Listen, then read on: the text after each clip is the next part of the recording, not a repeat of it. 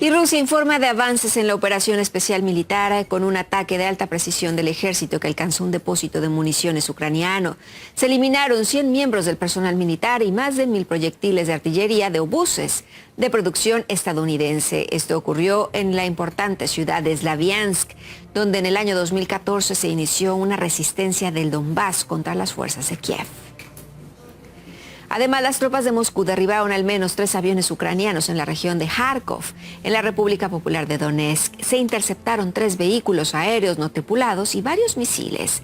La defensa rusa reporta que ante las grandes pérdidas entre el personal de Kiev, su mando militar está enviando al frente a reservistas sin formación que son reclutados por la fuerza. En paralelo, continúan los ataques de Ucrania contra barrios residenciales. Se informa que es una jornada en la que fallecieron al menos 4 ciudadanos y varios resultaron heridos en Donetsk.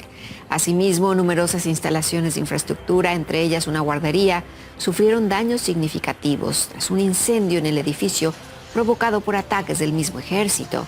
Los servicios de emergencia lograron evacuar a 9 personas. Mientras tanto, en la ciudad de Lysychansk, cuya toma completó la liberación de la República Popular de Lugansk, regresan a la vida normal. Los civiles que se ven obligados a vivir entre los escombros y ceniza están recuperándose luego de la violencia que sufrieron durante varios fuertes combates. Desde el terreno, Mauricio Ampuero nos muestra las ruinas y el daño patrimonial.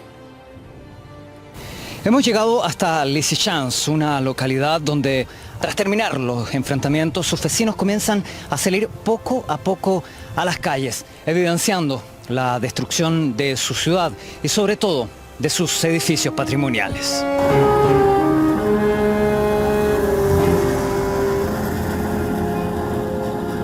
Да, город Есиком. Хорошее здание было. Тут учили, на уголь добывать эту всякую фигню. Что, изуродовали. Поломали все, гады такие.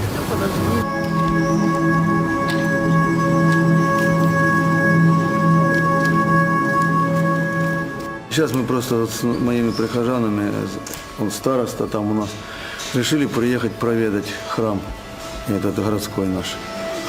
На Варваре вчера заезжали, там разбитые, ничего нет, не осталось. А я думал, здесь хоть что-то осталось. Здесь только реставрацию сделали, иконочкам, все. Здесь алтарная часть, мы как раз стоим, вот здесь престол был, на котором служилось все мощи. Тут все, ничего не осталось, все сгорело. Конечно, это ужас.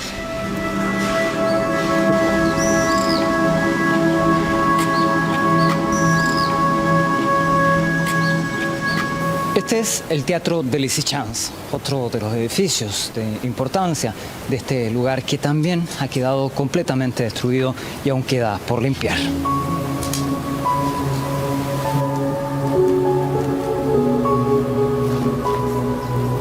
El Museo de la Ciudad ha sido otro de los lugares que ha quedado considerablemente dañado. Sin embargo, sus piezas históricas aún se conservan en este lugar, aunque afectada naturalmente por los combates. Este objeto de Lysychansk y, claro, imágenes que evocan aquella época del carbón.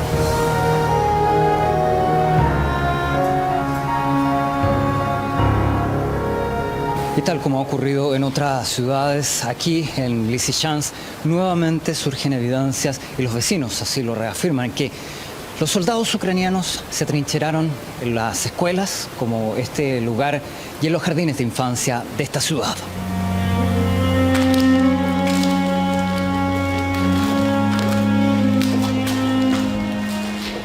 Расскажите, как вам город, что с ним стало? Вы знаете, отвратительно. Все побили, все порушили. Вообще массовое поражение.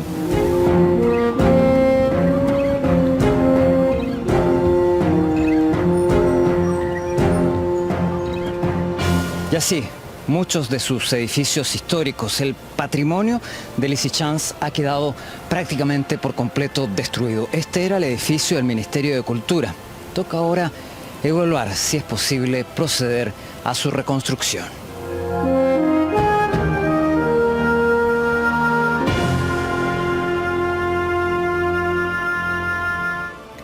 Y en Indonesia se celebró este jueves y viernes la cumbre de los ministros del exterior del G20. Entre los temas principales se abordaron las crisis alimentarias y energéticas que causan estragos en todo el mundo. Al respecto, el canciller de Rusia, Sergei Lavrov, explicó que las dificultades que sufren los países hoy en día tienen que ver con la política errónea y mal planeada de Occidente. Respecto a la seguridad alimentaria y energética, las crisis en estos ámbitos han sido el resultado de una política aventurera, mal pensada y errónea de Occidente, incluyendo lo que se refiere a la implementación forzada de la llamada transición verde y a su injerencia artificial en los mecanismos de regulación de la demanda y el consumo. Asimismo, el alto cargo ruso expresó su opinión sobre la resolución de la crisis ucraniana. En palabras textuales, afirmó que si Occidente apuesta por la victoria de Kiev, entonces Moscú no tiene de qué hablar. Señaló que tal postura no le permite a Ucrania acercarse a la posibilidad de llevar adelante negociaciones pacíficas.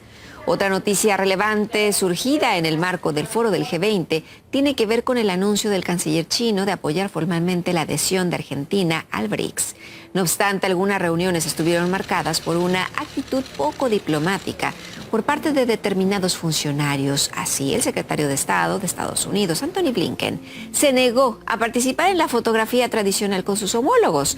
Además, justificó su ausencia en otros eventos, alegando la presencia de su par ruso. Desde Moscú afirmaron que la aspiración de Washington de aislar a Rusia se convirtió ya en un tiro por la culata para la misma Casa Blanca. Y este jueves el primer ministro Boris Johnson tomó la decisión de dimitir tras una serie de escándalos que provocaron una ola de renuncias en su gabinete. El político británico destacó que seguirá ejerciendo sus funciones como jefe de gobierno del partido hasta que se designe al nuevo líder. Muchos medios locales adelantaron la renuncia y realizaron comentarios, algunos sarcásticos. Susana Caparrós nos tiene más detalles. I know that there will be many people who are relieved. Sé que hay mucha gente que se sentirá aliviada y quiero que sepan lo triste que estoy por dejar el mejor trabajo del mundo. Así acaba una semana de infarto. Nadie es imprescindible en política, dice Boris Johnson, pero él se ha aferrado al cargo durante meses. Esta misma semana insistía en continuar a pesar de la renuncia de más de 50 miembros de su gobierno. Ni siquiera cedió cuando la noche del miércoles varios de ellos acudieron a Downing Street a pedirle que abandonara. Boris Johnson dimite, pero se queda en el puesto hasta que elijan a un sustituto. La próxima semana se conocerán más detalles del calendario. La decisión podría alargarse hasta otoño. Varias voces de su partido lo consideran demasiado tiempo y piden que se vaya ya. Los laboristas amenazan con una moción de censura, pero también podría precipitar unas nuevas elecciones. El adelanto de unas elecciones, el dejar completamente descabezada en un momento como el actual al Partido Conservador, en el que hay muchas apuestas, en el que hay muchos candidatos, decenas de candidatos que querrían reemplazar a Boris Johnson, podría jugar en contra del partido que ha estado gobernando el Reino Unido en los últimos 12 años. Atrás quedan 3 años de gobierno tumultuoso con escándalos y mentiras que han ido minando su imagen dentro y fuera del país. Uno de los más sonados, el Partygate. Se confirmó que Johnson había asistido a múltiples fiestas cuando el resto del país estaba encerrado en casa por las restricciones que él mismo había impuesto. Con este trasfondo, su partido le sometió hace apenas un mes a una moción de confianza que reveló que el 41% de sus compañeros de partido quería reemplazarle. Aún así, permaneció. El último escándalo lo ha precipitado todo. Johnson reconoció, después de negarlo, que sabía que Chris Pincher, el subjefe del partido, había protagonizado incidentes sexuales con anterioridad. Ahí empezó una cascada de dimisiones, pero hace meses que muchos de sus compañeros conservadores estaban desencantados con su labor porque no se sentían respaldados. Es el caso de los Tories del Norte, a los que Johnson dejó plantados en el último minuto para viajar a Ucrania y reunirse con el presidente Zelensky. Lo mismo ha pasado con la sociedad británica. Recordemos que en 2019 Boris Johnson arrasó las elecciones. Hoy, muchos de sus votantes aplaudían su marcha. Todo se acabó para él. Debería haber ocurrido hace mucho tiempo. Pues me alegré mucho cuando me enteré de que había dimitido. Conscientes de su personalidad irreverente, muchos británicos se quejan de que Boris Johnson ha complicado la situación del Brexit y no ha acertado con las medidas económicas. Hoy el precio de la gasolina está por las nubes y la inflación está en el 9,1%, la más alta del país en los últimos 40 años. Triste, en cierto modo, porque todos sabemos que Boris estuvo mintiendo durante estos 4 años. Espero que el gobierno vuelva a abordar los asuntos importantes, pues sí, dejar de lado la corrupción y de hecho volver a manejar la economía. Estas imágenes de las últimas citas internacionales muestran a un Johnson que no sabe a quién acercarse. Durante su gobierno ha tenido encontronazos con Emmanuel Macron a cuenta de la pesca y la inmigración, con Joe Biden y la Unión Europea por el Brexit. Muchos respiran aliviados y esperan que la persona que le sustituya traiga la calma y el diálogo en sus relaciones con el Reino Unido. Es el caso de la Unión Europea, que espera encauzar el problema de la frontera con Irlanda del Norte y las relaciones comerciales. Sin embargo, en Rusia achacan la marcha de Johnson a que no se ha centrado en los intereses nacionales. Todos hemos visto que Johnson ha sido el principal halcón y el principal rusófobo últimamente. Cuando en Occidente adoptaron las sanciones ilegales contra Rusia, no consultaron con sus ciudadanos, no tomaron en cuenta su opinión. En un esfuerzo de afectar a Rusia tanto como fuera posible, causaron un gran daño a sus propios ciudadanos. Como resultado de una política tan imprudente y del desprecio de los propios intereses nacionales, vemos a dónde ha llegado la situación en muchos países europeos, incluso en Reino Unido. Los medios de comunicación siguen siendo muy críticos con la labor de Johnson. Los titulares de la prensa seria le piden que se vaya ya, mientras que los tabloides le llaman cerdito engrasado. Hasta el Economist ha rescatado una foto de Boris en el aire con una tirolina, con el titular Clown Fall, la caída del payaso. Para el recuerdo quedarán todas las situaciones que ha protagonizado como político.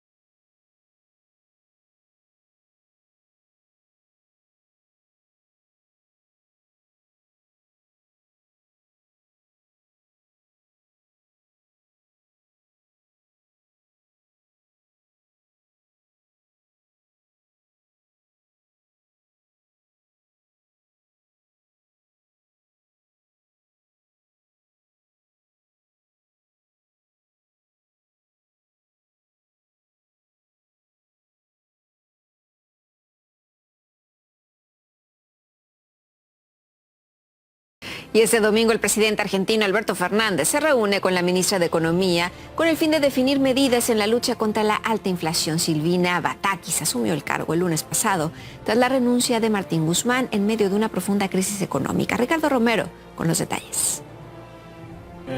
Con una carta y un mensaje en las redes sociales, Martín Guzmán le puso fin a 30 meses de gestión en el Ministerio de Economía. Las formas usadas y los reclamos por la falta de acuerdo en la coalición gobernante activaron momentos de tensión en el gobierno. Su reemplazante llegó luego de un entendimiento de la fórmula presidencial y en su primer mensaje dejó en claro los primeros lineamientos de trabajo. Estamos convencidos de que el rumbo de Argentina tiene que ver con el manejo fiscal de nuestras cuentas, conseguir el programa económico que el presidente vino marcando y lograr, por supuesto, que Argentina tenga más exportaciones y revalorizar nuestra moneda. Y eso se logra a través de conseguir más reservas.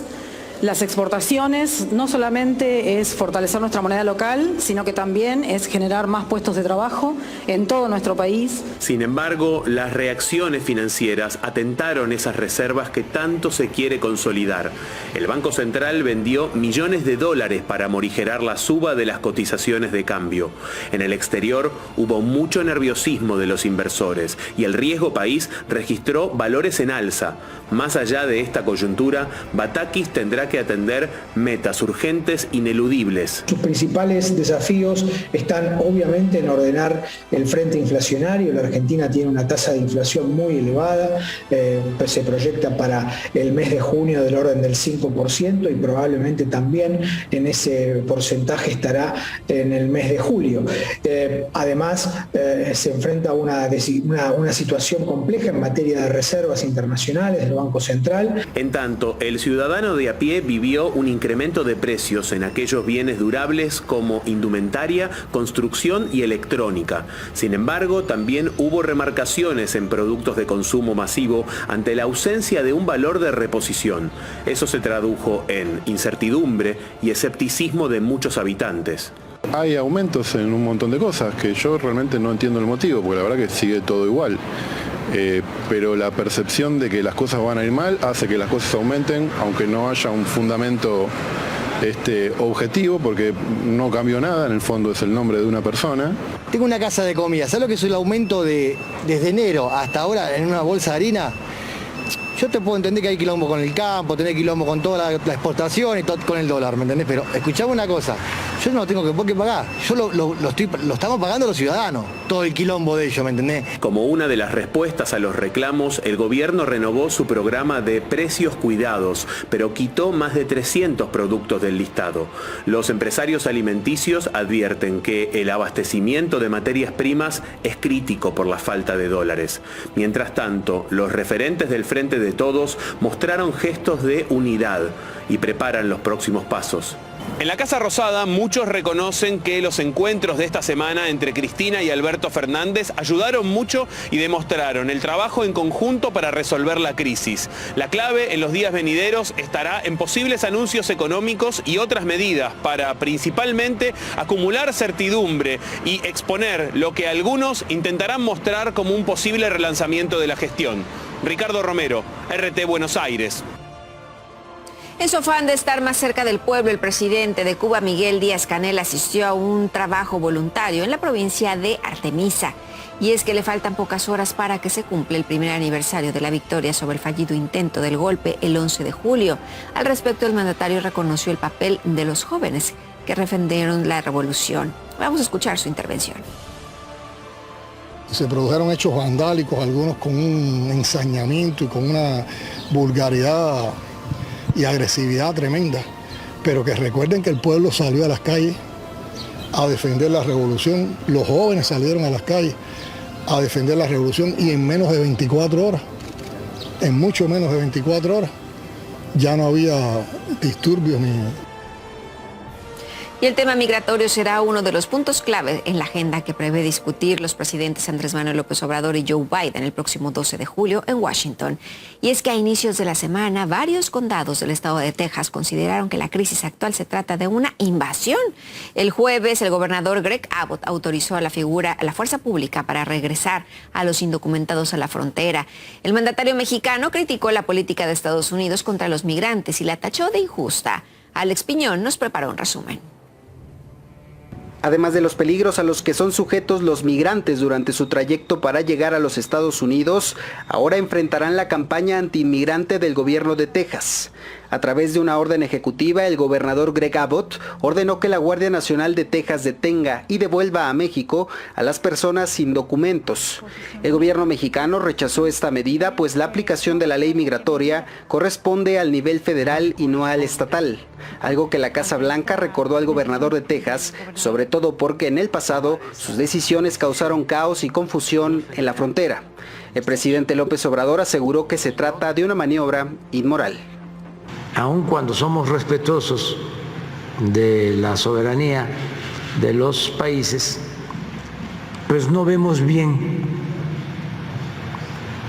que haya campañas antimigrantes con propósitos electorales.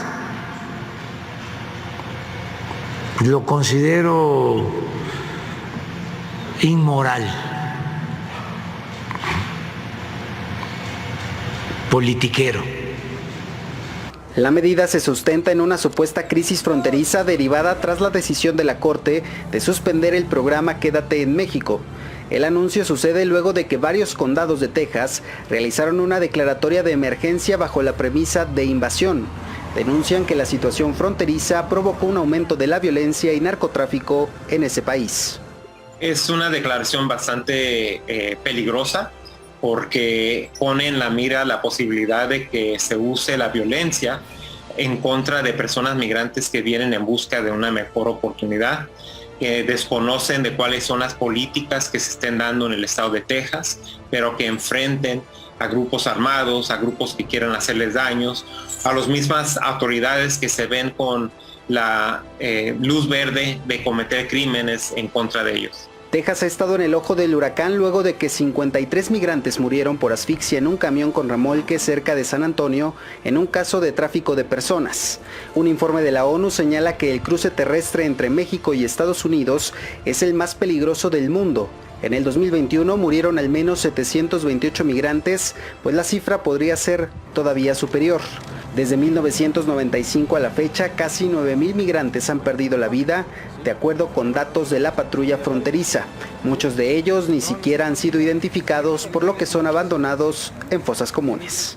Lo que hay que hacer realmente es trabajar muy fuerte en la coordinación entre las autoridades, entre los distintos países que hay en las rutas migratorias, para uno, tratar de identificar plenamente a las personas que han fallecido, las personas en las rutas migratorias que han fallecido, y dos, buscar a sus familiares para informarles que eso sucedió. México ya no solo es una nación de tránsito, sino de recepción de indocumentados. En 2021 se rompió récord en las solicitudes de refugio, que ascendieron a más de 130,000. En lo que va de este año, la cifra es de 58,642. La lentitud en los trámites ha provocado que varias caravanas de migrantes partan de Tapachula, Chiapas, hacia el centro del país para exigir atención de las autoridades. Otros viajan en solitario arriesgándolo todo. Recientemente, 115 centroamericanos fueron rescatados cuando eran transportados en 3 vehículos.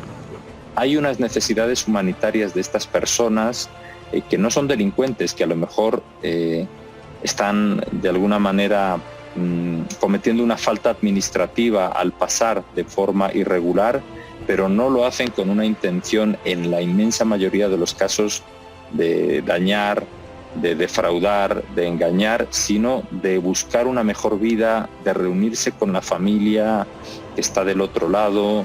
De acuerdo con las autoridades, en 2019 el tráfico de migrantes en México obtuvo ganancias por $615 millones, aunque esta cifra podría ser todavía mayor. Anular este mercado y generar oportunidades en los países de origen de los migrantes serán los temas prioritarios que tratará el presidente López Obrador durante su visita a la Casa Blanca. Alex Piñón, RT, Ciudad de México.